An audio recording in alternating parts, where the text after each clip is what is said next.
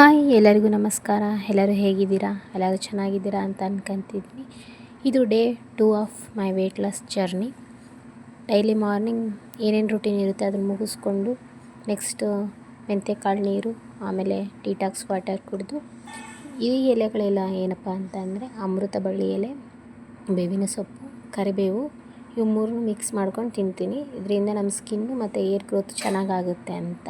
ಇದು green powder ಯಾವುದಪ್ಪ ಅಂತ ಅಂದರೆ ನುಗ್ಗೆ ಸೊಪ್ಪಿನ ಎಲೆಯನ್ನು ಚೆನ್ನಾಗಿ ಒಣಗಿಸಿ ಪುಡಿ ಮಾಡಿದರೆ ಇದು ಪುಡಿ ರೆಡಿ ಆಗುತ್ತೆ. ಇದನ್ನು ಬಿಸಿನೀರಲ್ಲಿ ಹಾಕ್ಕೊಂಡು ಕುಡಿದ್ರೆ ನಮ್ಮ ವೆಯ್ಟ್ ಲಾಸ್ಗೂ ಹೆಲ್ಪ್ ಆಗುತ್ತೆ ಮತ್ತು ನಮ್ಮ ಸ್ಕಿನ್ ಅಂತೂ ತುಂಬ ಚೆನ್ನಾಗಾಗುತ್ತೆ. ನೀವು 9 ದಿನದಲ್ಲೇ ನೀವು ವ್ಯತ್ಯಾಸ ತಿಳ್ಕೊಬೋದು.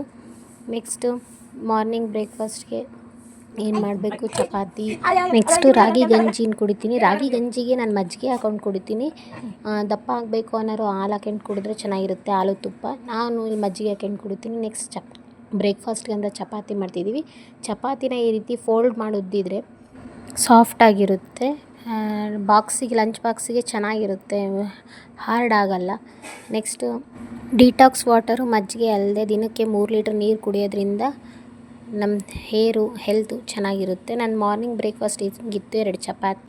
ಬೆಳಗ್ಗೆ ಟಿಫನ್ ಬಂದುಬಿಟ್ಟು ಸೀಮೆ ಬದ್ನೆಕಾಯಿ ಪಲ್ಯ ಮತ್ತು ನವಿಲುಕೋಸು ಪಲ್ಯ, ಚಪಾತಿ, ಅದ್ರ ಜೊತೆಗೆ 2 ಆರೆಂಜ್ ಇದ್ದು.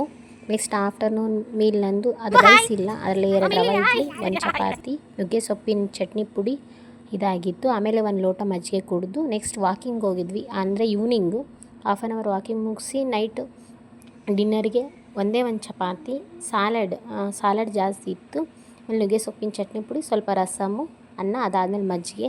ಇದಾಗಿತ್ತು ನನ್ನ ಡೇ 2. Thank you.